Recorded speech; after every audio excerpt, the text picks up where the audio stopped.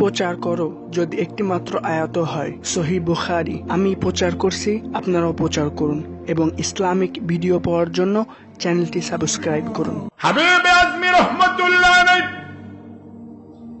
এখনো তিনি ওয়ালি নয়, কেমনে ওয়ালির মর্যাদা পাইলেন? আমার মালিক বলেন, কাউকে যদি আমি কবুল করে নেই আমার ওলিদের ওসিলায়, যেহেতু বলেছি ওলিদের জন্য দুনিয়াতে সুসংবাদ, লাহুমুল বুশরা ফিল হায়াতিদ দুনিয়া, দুনিয়াতে ওলিদের জন্য আমি সুসংবাদ রেখেছি। কি সুসংবাদ? যদি কেউ আমার ওলির কাছে গিয়া গুনাহগুলি মাফ চেয়ে নেয়, মাফ চেয়ে নেয় আল্লাহর কাছে, আমি আল্লাহ রব্বুল আলামিন ওয়াদা করলাম ওদের গুনাহের জায়গা নেকিতে পরিবর্তন করে দিয়া ওদেরকে আমি ওলি আউলিয়ার মাকাম দান করব।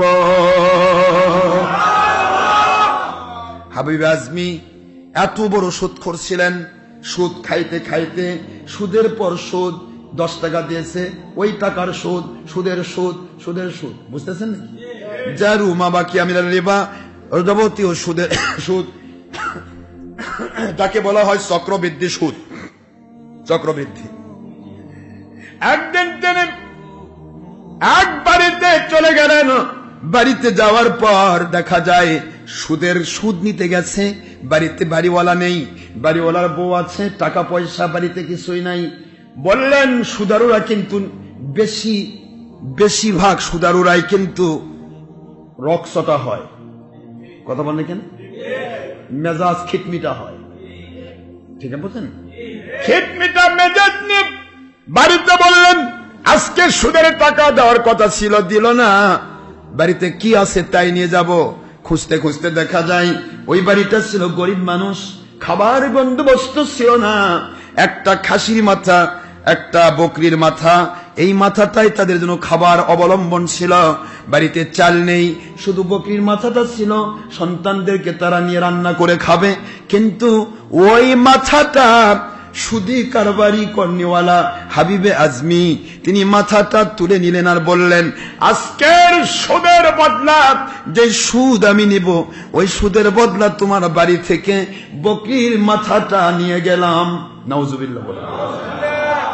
এই ছাগলের মাথা নিয়ে বাড়ির দিকে চলে গেল, বিবির কাছে বলল, বিবি আজকে সুদের সুদ পাই নাই, মাথা নিয়ে এসেছি, আমি সুন্দর করে বানায় দিচ্ছি, তুমি রান্না করো। মাথাটা বিবিকে রান্না করতে দিয়া মিস্টার হাবিব আজমি চলে যায় গোসল করতে। গোসল করে এসে দেখে রান্না করেছে স্ত্রী, এখন খেতে যাবে।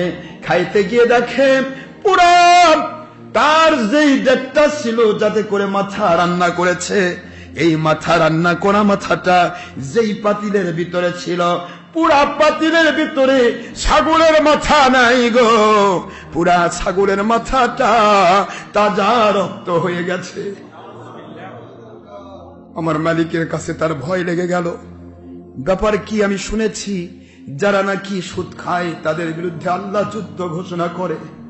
আমার বিরুদ্ধে কি যুদ্ধ শুরু হয়ে গেল? নিয়ে আসলাম বকরির মাথা, হয়ে গেল সেটা রক্তে রক্তে পরিণত হলো, তাজা রক্ত।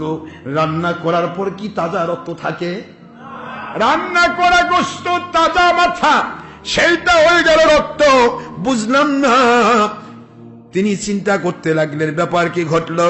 দৌড়াচ্ছেন বাড়ি থেকে বাইরের দিকে। আমার মালিক খলিক রব ভালো করে জানেন কাকে আল্লাহ কোন পথ থেকে কিভাবে হেফাজত করবেন। আল্লাহ পাক কিছু রহমতের ফেরেশতা এলিয়ে দিলেন। এ হাবিবে আজমি, কোথায় যাচ্ছ? ছোট্ট ছোট্ট বাচ্চারা, ছোট ছোট শিশু সন্তানরা খেলাধুলা করছে।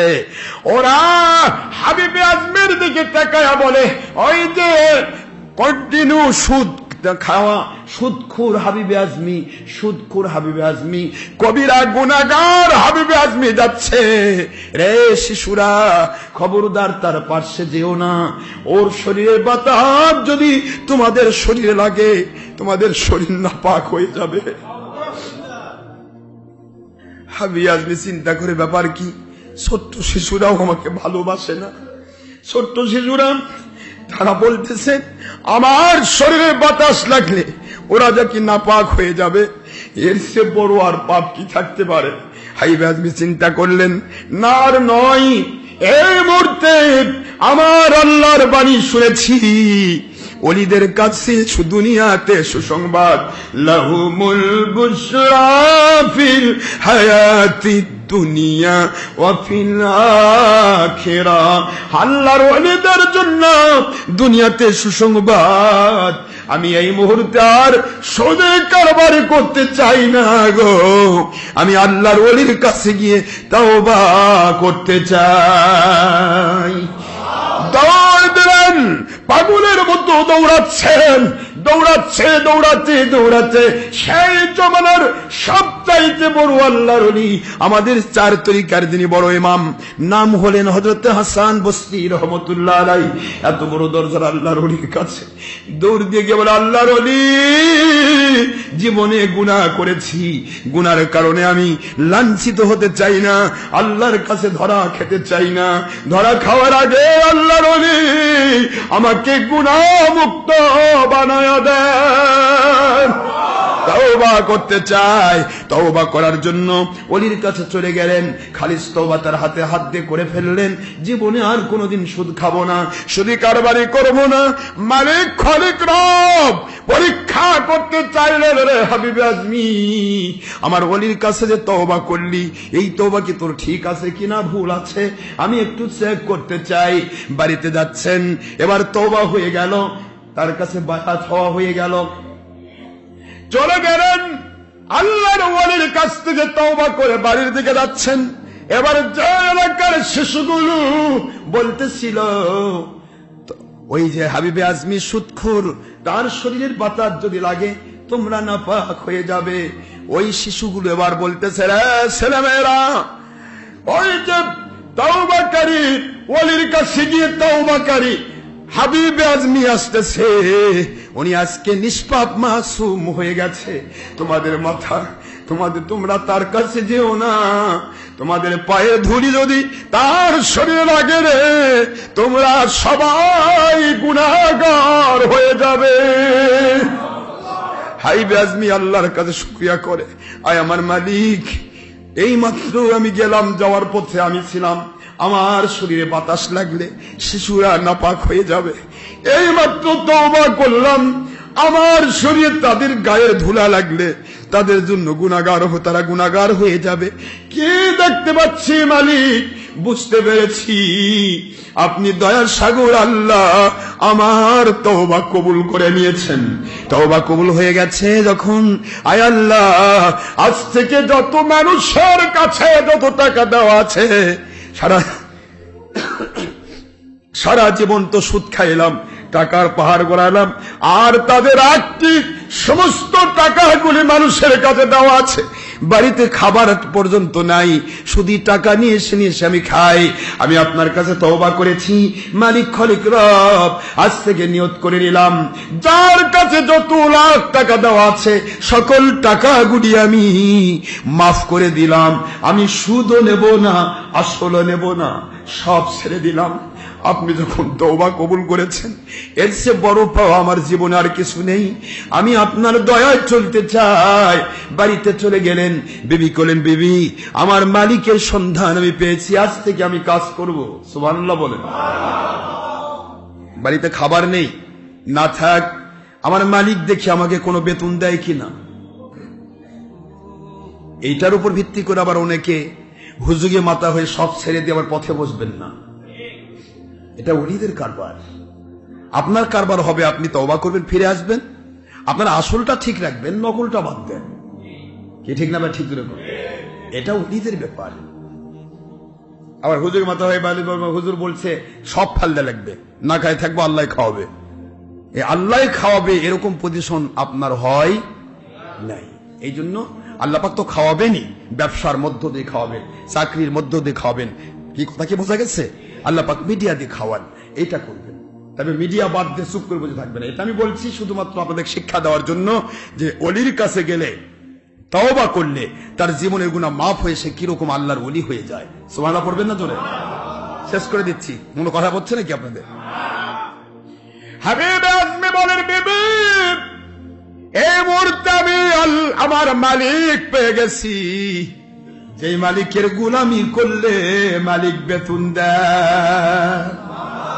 আল্লাহ বলে, হাবিবে আজমি রে, এই মুহূর্তে তোর গুনাহ মাফ হয়ে গেছে, আমি আল্লাহ কবুল করে নিয়েছি। এখন তুই যা চিন্তা করবি আমি আল্লাহ কবুল করব। তুই কি চাস? হাবিবে আজমি বাড়ির থেকে একটা ঝোলা নিলেন। ঝোলা বোধ থোলা, কি কথা নাই, কথা বলে। একটা ব্যাগ নিলেন। ব্যাগ ইংরেজি শব্দ, বাংলা থলে। থলে নিয়ে যাচ্ছেন। বিবিকে বলেন, আমার মালিকের সন্ধান পেয়েছি, মালিক যদি কিছু খাবার দেয় তাহলে নিয়ে আসবো, না হলে তুমি মন খারাপ করো না। মালিক হয়তো আমাদেরকে টেস্টও করতে পারে, কিছুদিন টেস্ট করে ঠিকই খাবার দিবেন। হাবিবে আজমি রহমতুল্লাহ আলাইহি আল্লাহর ঘোষণায় ওলির মর্যাদা পেয়ে গেলেন। সুবহানাল্লাহ জোরে বলেন। যাচ্ছেন তিনি। হযরত হাসান বসরি রহমতুল্লাহ আলাইহি বলেন, আপনাকে আল্লাহ কবুল করে নিয়েছেন, এখন আপনি একটা নির্দিষ্ট এলাকায় গিয়ে আল্লাহকে ডাকুন। সুবহানাল্লাহ বলেন। আল্লাহ আপনাকে দয়া করবেন, রহমত করবেন, যা চাইবেন আমার মালিক তা দেবেন। একটু সুবহানাল্লাহ বলেন। চলে গেলেন এলাকার ভিতরে, একটা এলাকায় গিয়ে মালিককে ডাকা শুরু করে দিলেন। সারাদিন ডাকা হয়ে গেল, সকাল থেকে সন্ধ্যা পর্যন্ত ডাকলেন। চলে আসলেন বাড়িতে খালি হাতে। বি বলে, বাড়িতে খাবার নাই, খাবার কখন নিয়ে আসবেন? বলে, আমার মালিককে আজকেও বেতন দেননি, উনি হয়তো দেবেন, একটু ধৈর্য ধরো। সুবহানাল্লাহ। এইভাবে করে একদিন, 2 দিন, 3 দিন পার হয়ে যায়। তৃতীয় দিনে হাবিবে আজমি রহমতুল্লাহ আলাইহি আবার সারাদিন ধরে পরিশ্রম করে মালিককে ডাকার পরে মালিকের ইবাদত বন্দেগী করে এবার তিনি আসতেছেন। আসার পথে ওই থোলাটাতে আল্লাহর দিকে নির্ভরশীল হয়ে বিসমিল্লাহি তাওয়াক্কালতু আলাল্লাহ পড়ুন।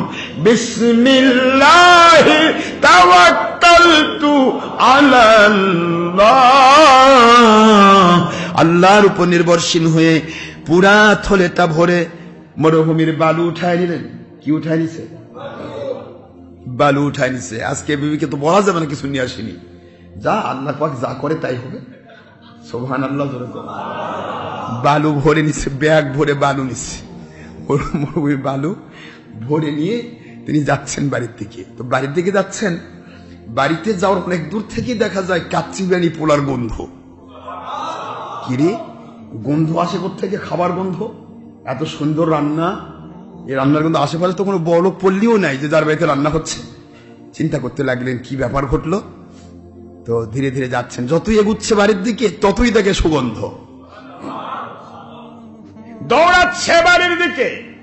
বাড়ির দরজার কাছে যেতে না যেতেই তার স্ত্রী দৌড় দিয়ে এসে বলে, আপনার মালিক আজকে খাদ্য পাঠিয়েছে, আপনি টেনশন করবেন না, আপনার মালিকের পক্ষ থেকে বলে দেওয়া হয়েছে হাবিবে আজমি যেইভাবে তার মালিকের গোলামি করছে ওইভাবেই গোলামি করতে বলুন, তার মালিক তাকে প্রতিদিন বেতন দেবে।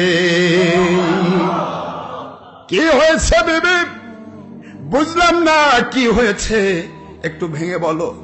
বি বলতেছিলেন, আপনার মালিকের পক্ষ থেকে পাঠানো হয়েছে 1 বস্তা আটা ময়দা, 1 বস্তা ময়দা পাঠানো হয়েছে, 1 বস্তা পোলার চাল। কিসের চাল? পোলাওর চাল। একটা তাজা একবারে জবাই করা খাসি, পরিপূর্ণ একটা ছাগল।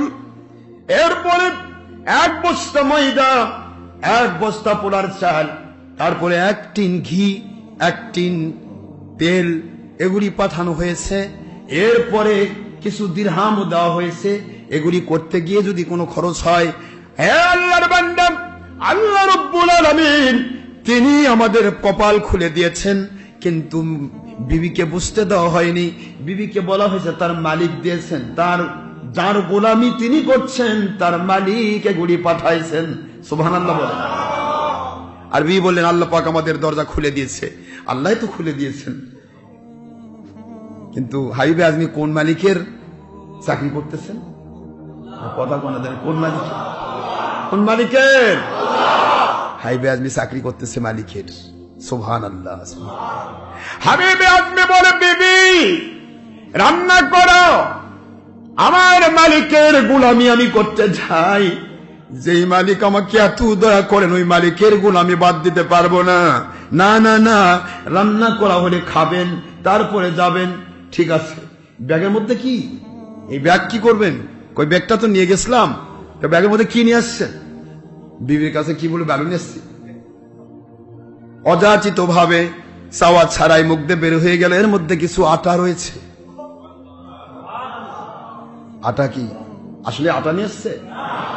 না, কিন্তু হাবিবে আজমের বিশ্বাস রয়েছে, আমার মালিকের উপরে নির্ভর করে আমি বালু তুলে নিয়েছি।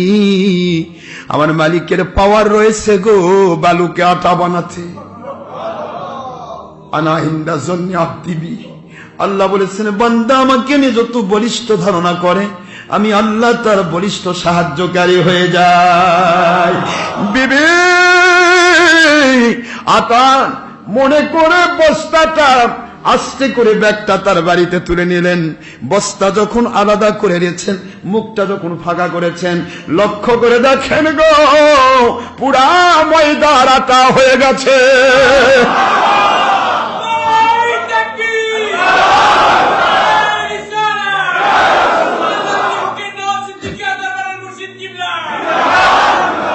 আল্লাহ পাক বললেন দুনিয়ার মানুষ, আমি আল্লাহ পাককে যে মানার মতো মানে, তওবা করার মতো তওবা যে করবে, আর আমার ওলির কাছে গিয়ে তওবা করবে, আমি ওদের গুনাহ মাফ করে দিয়ে ক্ষান্ত হই না।